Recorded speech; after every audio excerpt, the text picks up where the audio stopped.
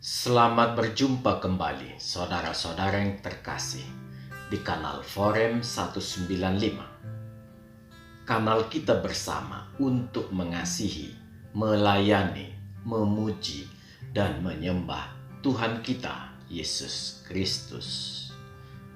Damai kasih Allah menyertai kita semua. Saudara-saudara yang terkasih, kita bertemu kembali di serial video ketika Yesus berkata. Season ke-6, episode kedua. Di episode kedua ini, kita bersama-sama belajar memahami khotbah Yesus Kristus yang sangat terkenal dan merupakan khotbah yang pertama sekali tercatat di Alkitab. Dalam sebuah perenungan yang mendalam, kita bisa menyimpulkan khotbah di bukit ini adalah pengajaran Yesus Kristus yang terpenting. Kesimpulan ini kita peroleh dari melihat isinya yang bertujuan. Yang pertama, mengenalkan dirinya kepada manusia melalui sebuah pengajaran yang bersifat sangat ilahi, yang memperlihatkan dia bukan sekedar manusia biasa. Dan memanglah hanya Allah yang dapat memberi rangkaian pengajaran seperti ini. Yang kedua, berdasarkan pengenalan kita akan dia, konsekuensi yang dimintanya dari manusia adalah perubahan moralitas. Yang ketiga, dia menuntut kesetiaan sampai akhir hidup kita. Sekalipun gelombang kehidupan tetap menerpa kita. Dan yang terakhir, yang keempat, karunia atau upah yang akan diterima manusia bagi yang setia kepadanya. Semua ini hanya berarti tanpa mengenalnya, tanpa perubahan dari dalam diri kita, tanpa kesetiaan, semua yang dilakukan Yesus Kristus di kayu salib tidak akan berguna bagi kita. Ini adalah sebuah pesan yang sangat mendalam. Saudara-saudara yang terkasih, bila kita melihat kalimat awal di khotbah Yesus Kristus ini, maka kita akan menemukan rentetan kalimat yang sederhana, yang sebagian besar diawali kata berkat, yaitu berbahagialah. Inilah keunikan Tuhan kita, selalu mendahulukan berkat. Sangat tampak, Tuhan kita tidak pernah mencampur adukan antara berkat dan peraturan atau hukum. Itulah ciri Tuhan yang penuh kasih. Kalimat selanjutnya yang mengikuti juga bukan kalimat yang panjang-panjang, tetapi seperti kalimat di awalnya, tetaplah rangkaian kalimat yang pendek. Uniknya, kalimat yang mengikuti itu juga sederhana. Dan bila kita membacanya secara lengkap, kalimat-kalimat sederhana yang diucapkan Yesus Kristus di perikop khotbah di bukit itu, ternyata bila kita baca sampai 10 kali, bahkan lebih, tetaplah kita kesulitan memahaminya. Kalimat awal dan akhir sering menjadi kontradiktif bila merefer kepada kehidupan kita keseharian. Inilah yang saya maksud di episode pertama, bahwa serial khotbah di bukit adalah filsafat yang bukan sekedar filsafat yang mengajarkan tentang sekedar berpikir benar, tetapi lebih daripada itu, serial khotbah di bukit adalah filsafat sorgawi yang merupakan curahan berkat bagi yang mau merenungkannya. Filsafat sorgawi yang merupakan anugerah berkat dari ajaran bernilai moral tertinggi yang meminta perubahan moral yang berasal dari dalam diri manusia. Jadi, bukan sekedar tahu melakukan hal yang baik. Ya, memanglah khotbah di bukit adalah ajaran yang dituntut Bapa dari manusia agar disampaikan Yesus Kristus. Dengan demikian, kita mempersiapkan diri menjadi bagian dari warga negara sorga, sebagaimana tuntutan Bapa yang sangat jelas tertulis di Matius 5 ayat 48, supaya kita sempurna seperti Bapa. Sangat tampak tuntutan Bapa ini adalah pemulihan batin manusia. Dan memang itulah yang diutamakan di seluruh ajaran Yesus Kristus, mengobati batin yang terluka akibat dosa. Saudara-saudara yang terkasih, sebelum memulai membaca firman Tuhan, kita terlebih dahulu berdoa. Ya Tuhan, kami bersama-sama Tuhan ingin membaca firman Tuhan dari khotbah di bukit. Berilah kami hikmat ya Tuhan, agar firman yang kami baca menjadi rema yang terngiang di telinga kami dan dapat kami pahami. Dengan demikian, segala yang kami pelajari menjadikan perubahan besar di dalam diri kami dan yang berkenan kepada Bapa. Terima kasih ya Tuhan. Di dalam nama Tuhan Yesus Kristus kami berdoa dan mengucap syukur. Amin. Saudara-saudara yang terkasih, marilah kita mengawalinya dengan membaca yang tertulis di kitab Injil Matius 5 ayat 3-12. Dan firman ini juga dapat kita temukan di Injil Lukas pasal 6 ayat 20-23. Demikianlah bunyi dari kitab Injil Matius 5 ayat 3-12. Berbahagialah orang yang miskin di hadapan Allah, karena merekalah yang empunya kerajaan sorga. Berbahagialah orang yang berduka cita, karena mereka akan dihibur. Berbahagialah orang yang lemah lembut, karena mereka akan memiliki bumi. Berbahagialah orang yang lapar dan haus akan kebenaran, karena mereka akan dipuaskan. Berbahagialah orang yang murah hatinya, karena mereka akan beroleh kemurahan. Berbahagialah orang yang suci hatinya, karena mereka akan melihat Allah. Berbahagialah orang yang membawa damai, karena mereka akan disebut anak-anak Allah. Berbahagialah orang yang dianiaya oleh sebab kebenaran, karena merekalah yang empunya kerajaan sorga. Berbahagialah kamu jika karena aku kamu dicela dan dianiaya, dan kepadamu difitnahkan segala yang jahat.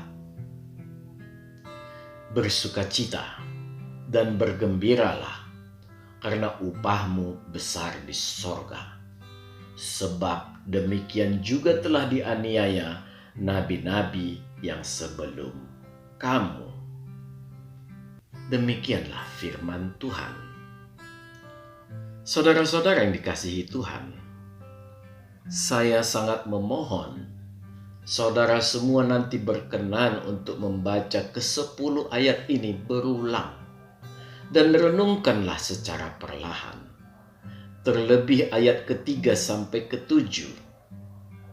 Kelima ayat ini merupakan tuntutan kepada kita untuk mau membersihkan hati, terlebih yang terkait dengan keduniawian.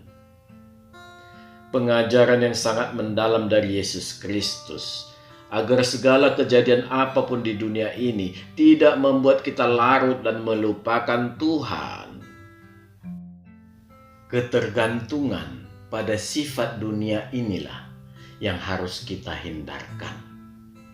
Yesus Kristus mengarahkan hati kita agar selalu berfokus kepada Dia. Pengarahan batin ini merupakan sebuah hal yang sangat sulit. Tetapi Yesus Kristus mengajarkannya dengan konsep yang sederhana, digabungkannya dengan penganugerahan berkat. Ya, pengarahan batin membutuhkan upaya yang sangat ekstrim, yaitu penyangkalan diri. Tetapi memang disitulah yang dituntut Bapa. Dengan menyangkal diri, batin kita dibersihkan. Bila batin kita bersih, suci, maka ayat ke-8 akan terjadi. Kita akan melihat Allah bukan dengan mata lahir, melainkan dengan mata batin. Artinya, kita akan merasa tindak tanduk kita dikontrol oleh Allah. Inilah sebenarnya maksud Tuhan. Berbahagialah setiap orang yang dapat merasakan ini.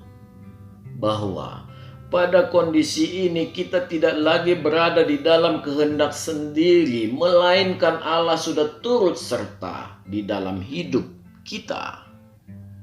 Sebuah pilihan hidup yang kita lakukan yang menyenangkan hati Bapa dan memberi kita damai sejahtera. Saudara-saudara yang dikasihi Tuhan, 3 ayat berikutnya, yaitu ayat 9, 10, dan 11 adalah implikasi dari hidup yang memilih Allah. Sekalipun kita hidup sudah berada pada sisi Allah, kondisi ini tidaklah selalu menyenangkan, karena iblis juga tidak akan tinggal diam. Sekalipun demikian, Allah hanya meminta kita tetap tenang dan berada di dalam pokok anggur Allah, yaitu Tuhan Yesus Kristus. Sekalipun kenyataannya kita masih menjalani kehidupan kita di dunia ini, tetapi dengan konsep berpikir kita yang berfokus kepada Allah, maka semua pekerjaan harus kita lakukan dengan tekun, dengan tetap memasrahkan rohani kita kepada Allah. Allah berjanji, sepanjang kita berada di pokok anggur itu, iblis tidak akan mampu berbuat apapun. Kepasrahan dan ketekunan kita tidak akan pernah sia-sia. Ini dapat kita lihat di ayat 12. Karena Allah menyediakan upah yang besar di sorga. Dan kondisi kita itu memang sudah dialami semua umat Tuhan sebelum kita. Memanglah, bila kita tetap setia di dalam pokok anggur Allah, kita tidak akan memperoleh hukuman, melainkan semuanya akan mencapai akhir perlombaan dan berhak memperoleh piala kehidupan. Keselamatan yang sudah kita peroleh karena berada di dalam pokok anggur, ditambah bonus upah karena kesetiaan kita. Saudara-saudara yang dikasihi Tuhan, di akhir video ini saya akan memutarkan satu lagu penguatan bagi kita semua dengan judul Tuhan Berapa Lama, untuk mengingatkan kita bahwa kita masih hidup di dunia ini yang penuh perjuangan, Tidaklah perlu kita pikirkan kapan Allah datang mengakhiri penderitaan kita. Tetapi Allah sudah berpesan, tetaplah percaya, karena Tuhan kita adalah Allah yang setia.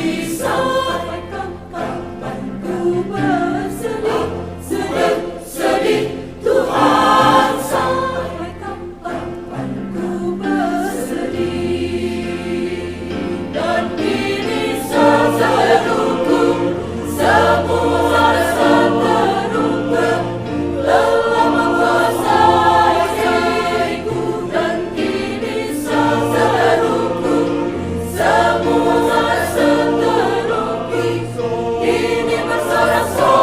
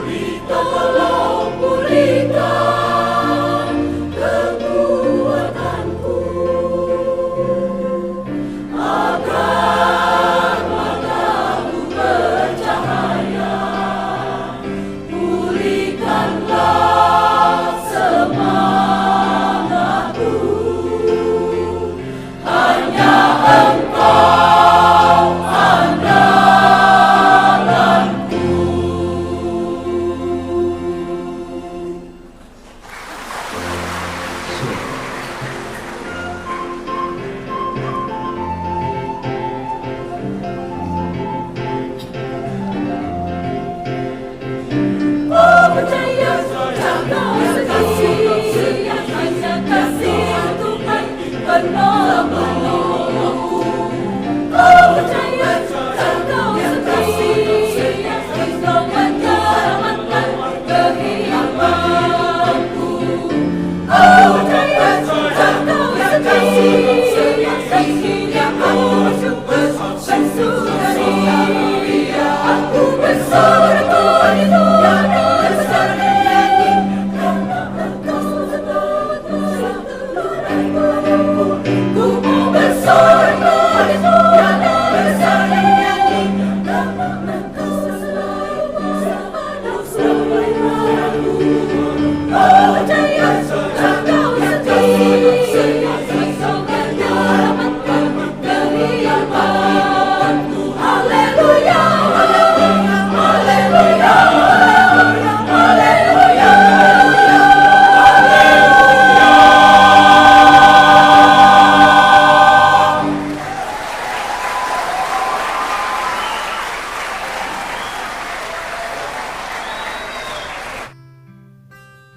Saudara-saudara yang dikasihi Tuhan, sekalipun berat kehidupan kita di dunia ini, tetaplah percaya kepada Tuhan Yesus Kristus.